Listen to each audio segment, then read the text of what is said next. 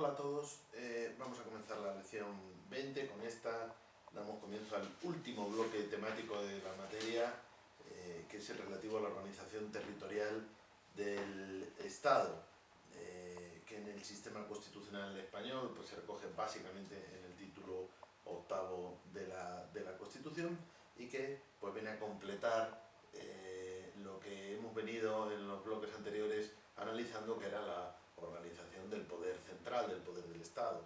Digamos que hasta ahora hemos visto lo que podríamos llamar división horizontal del poder, es decir, la distribución entre legislativo, ejecutivo y judicial, añadiendo, como es obvio, el estudio de la corona y también el del Tribunal Constitucional, como otros órganos relevantes en el ámbito del poder del Estado. Pero ahora vamos a ver en el bloque que queda lo que llamaríamos la división vertical del poder, es decir, cómo se distribuye el poder entre el Estado y las comunidades autónomas, diputaciones provinciales, municipios, es decir, en los distintos ámbitos territoriales, los entes que existen dotados de naturaleza, o sea, de autonomía, aunque la naturaleza de esta autonomía, como vamos a ver, es diferente en el caso de las comunidades autónomas por un lado y las provincias y los municipios y también las islas por otro lado, dado que en esta situación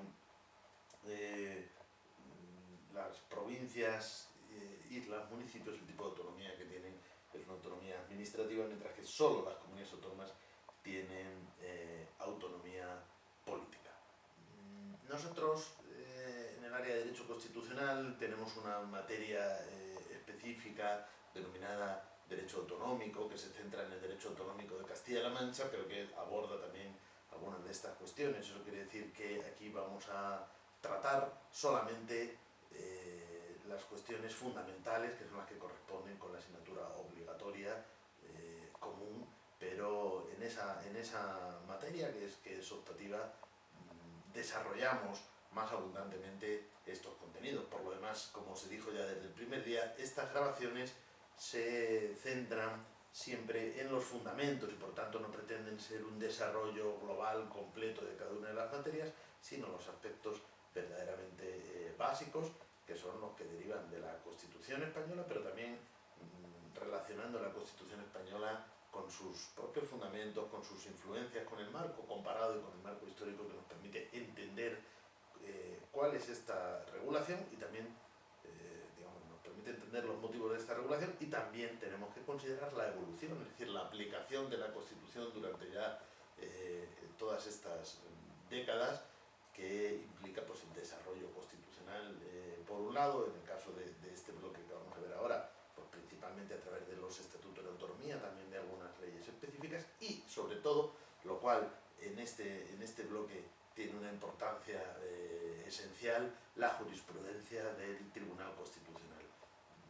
Con la Constitución no tendríamos del todo claro cuáles serían los perfiles concretos por los que se iba a desarrollar el modelo territorial del Estado.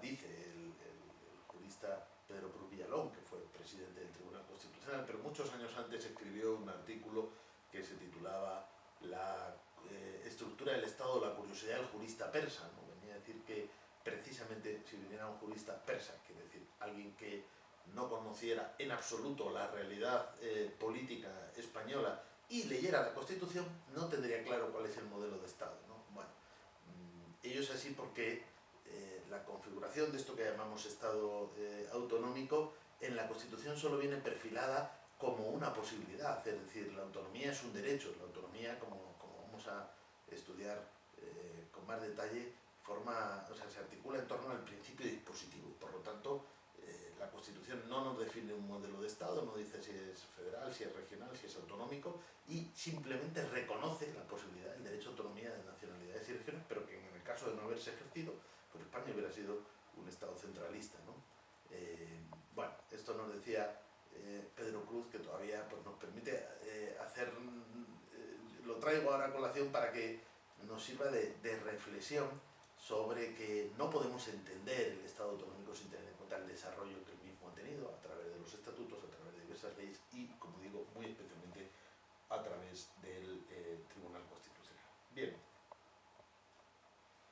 Este bloque comienza con la lección 20, que en realidad va a ser bastante breve, porque lo que vamos a analizar es precisamente cómo el Estado autonómico se relaciona con otros modelos de estados descentralizados.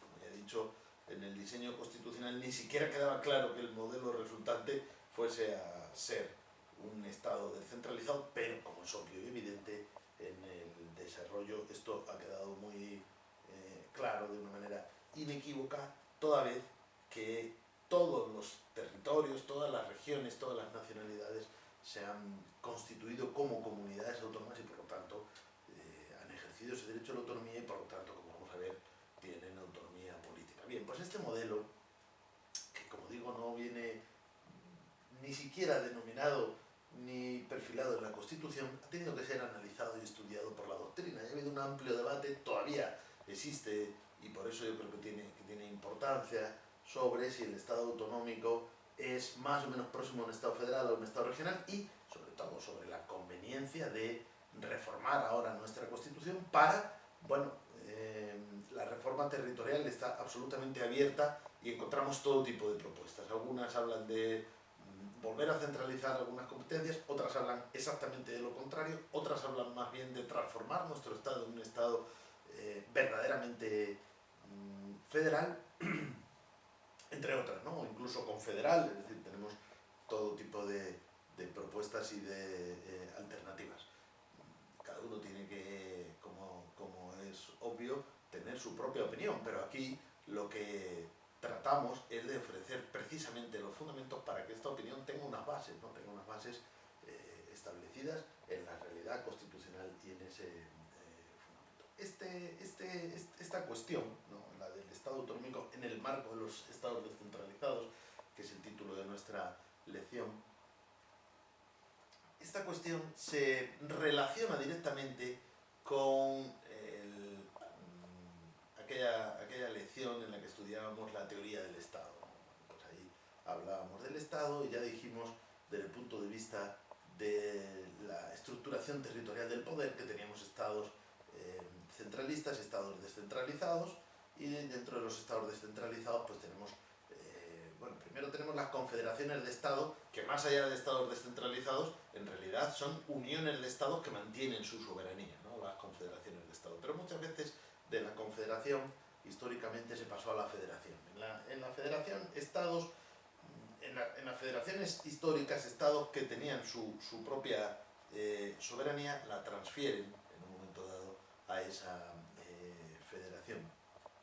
Y luego tenemos los estados regionales, que en cambio se producen como forma de organización territorial de un estado determinado.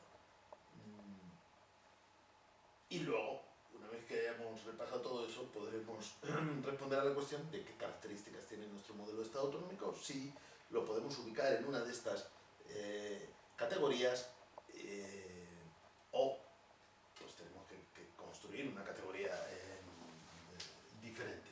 Bien, como digo, ya tocamos esa cuestión en la lección de teoría del Estado, pero ahora vamos a desarrollarla desde el punto de vista de este objetivo que tiene la lección actual, que es ubicar, enmarcar el Estado autonómico y establecer cuáles son sus características propias, comunes o específicas, o sea, comunes con otros modelos o específicas, para saber si se puede ubicar dentro de alguno de los otros modelos o si es una categoría específica. Y si es una categoría específica, ¿qué tendríamos que cambiar para convertir el Estado autonómico, bien fuera en un Estado regional, en un Estado federal, como hay algunas propuestas? Bueno, dejo ya de lado la cuestión de las confederaciones, porque esas sí que fueron en aquella lección consideradas dentro de toda esa categoría. En las confederaciones lo que tenemos es una unión de estados, repito, que mantienen su soberanía. Por lo tanto, la confederación no es propiamente una forma de Estado, sino una unión de estados. El Estado federal sí es una forma de Estado, como lo es el Estado regional. Bien, existen unas características comunes a todos los modelos descentralizados, es decir, que serán aplicables a todos los que vemos aquí. Y es que los estados descentralizados son estados, si queremos, compuestos de otras entidades, que podemos llamar Estado, o podemos llamar regiones o nacionalidades, el nombre no importa, pero que son estados compuestos de otras entidades que tienen, en todo caso, autonomía política. ¿Qué llamamos autonomía política? Bueno, pues ya también en su momento hicimos esa distinción. La autonomía política implica competencias legislativas. Todos los modelos descentralizados tienen autonomía política. Como vamos a ver, algunos de ellos, como el Estado federal, la autonomía política es más amplia en términos de que no solo incluye esas competencias legislativas, sino que incluye un poder constituyente, en realidad, lo que podemos llamar aquí una autonomía constitucional, es decir, la posibilidad de que cada uno de las entidades, en este caso los Estados miembros de la Federación, tengan su propia constitución. Bien, por lo tanto, la primera característica es esa autonomía política. En el Estado federal es más amplia porque alcanza autonomía política más autonomía constitucional, pero en todos los modelos es común esa autonomía política. Hay, como digo, diversas maneras de definir autonomía política. Aquí nos vamos a quedar con la idea que es la más formal, la más objetiva, la más fácil de entender. Implica competencias legislativas. Eso tiene todo tipo de consecuencias, entre otras consecuencias institucionales, cuando veamos la organización institucional de las comunidades autónomas, pero lo mismo en todos los estados federales y en todos los estados regionales, vemos que necesitan un parlamento, es decir, un poder legislativo. ¿Por qué? Porque tienen esa autonomía política. No hay autonomía política sin parlamento, no hay parlamento sin autonomía política, y no hay ley, como es obvio y evidente, sin un poder legislativo. Por lo tanto, esas tres ideas vienen unidas: autonomía política, competencias legislativas, parlamento. Bien, también es común a todos los estados descentralizados que existen sistemas de distribución competencial. Como es obvio, los modelos de estados descentralizados, en el momento en que tenemos entidades dotadas de autonomía política más una entidad central, tenemos que saber qué competencias ejerce cada una de ellas. Hay diversos sistemas de distribución de competencias. Básicamente encontramos dos. Uno, enumerar las competencias del ente central y decir, todas las demás serán de los entes descentralizados. Esto es muy típico de los modelos federales. La Constitución nos dice, estas competencias son de la Federación, como en Alemania, como en Estados Unidos. Las demás son de los Estados miembros. Por lo tanto, es muy típico, no es exclusivo porque encontramos algún modelo diferente, pero bueno, es muy típico de los modelos federales. Una lista de competencias del ente central, de la Federación, si es un Estado federal, y el resto de las competencias se encomendarían a los entes descentralizados. Vamos a utilizar ente central y ente descentralizado porque, hago esta aclaración aquí, es una denominación que nos sirve para todos estos modelos. Si estuviéramos en un Estado federal, vamos a hablar de Estado, o Federación, perdón, Federación y Estados miembros, y si estamos en un Estado regional, pues vamos a hablar de Estado central, si queremos, y regiones, como es lógico. En nuestro modelo autonómico podemos hablar de Estado y de comunidades autónomas, como ya sabemos. Pero la terminología común pues va a ser ente central, entes descentralizados. Bien, sistemas de listas de distribución de competencias. Enumeramos las del ente central y todas las demás para los entes descentralizados. Pero también hay otras fórmulas. Por ejemplo, justo la contraria, enumerar la lista de competencias de los entes descentralizados. Las listas de competencias que corresponden a los entes descentralizados y, al contrario, la cláusula residual, las que no estén en la lista pertenecen al ente central. Esto es un modelo más propio de algunos estados regionales, pero bueno, pues también es una posibilidad.